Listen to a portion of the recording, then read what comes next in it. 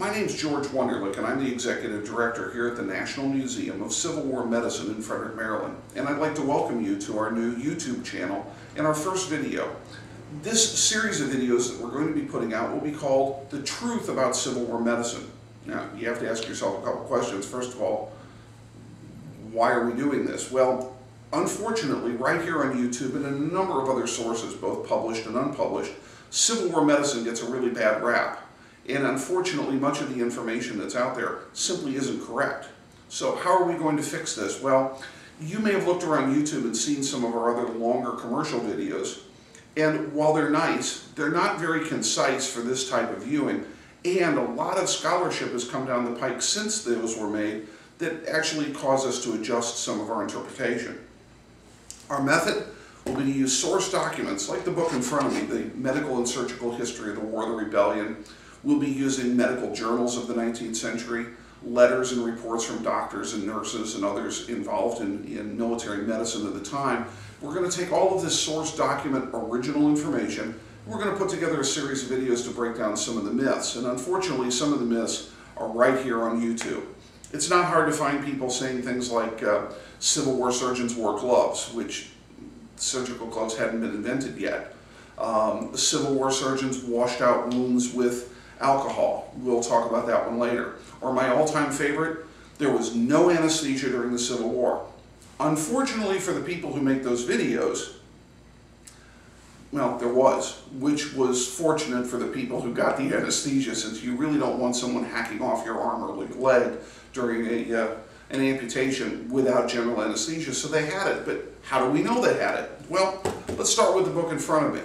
According to the Medical and Surgical History of the War of the Rebellion, the Union Army states that about 95% or more of all major operations took place under general anesthesia, and that those that did not take place under general anesthesia, it was because the patient was so far into shock or had so much trouble breathing that it was believed that the anesthesia would do more harm than good.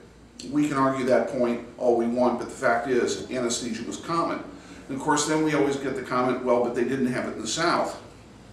Actually, some of the first use of ether was in Atlanta, Georgia in the 1840s, many years before the Civil War. And we know from medical journals in Richmond as early as 1861 that not only were these journals reporting how to use anesthesia, where to purchase it, but also how doctors could make it in their own office and how they could identify different levels of anesthesia within the body, how the body reacted to it. So actually the understanding of anesthesia was much better than we thought, even to the point of telling doctors how to resuscitate a patient who had gotten too much anesthesia, and even how to use electroshock to restart the heart, things we don't think of in the Civil War and yet are clearly present well before. One last thing, if we look at all the surgeons' reports and the doctors' reports, and even among the patients themselves, we just don't find people saying, they cut off my arm or my leg and they didn't give me anything for it. Did it happen? Sure, but not as often as we think, and certainly anesthesia was a normal part of Civil War treatment. We also know from a doctor at Antietam who wrote, our greatest shortage was that of chloroform, and therefore operations which should have taken place in the primary time period, meaning the first 24 hours after injury, those surgeries, according to this doctor, were delayed. So in fact, he was putting off the surgery rather than operating inhumanely without anesthesia. Don't take my word for it. He was there. So I hope you'll tune back into our channel. I hope you'll come around quite often and see our other features. And I just want you to remember one thing. Civil War medicine is not quite what you think.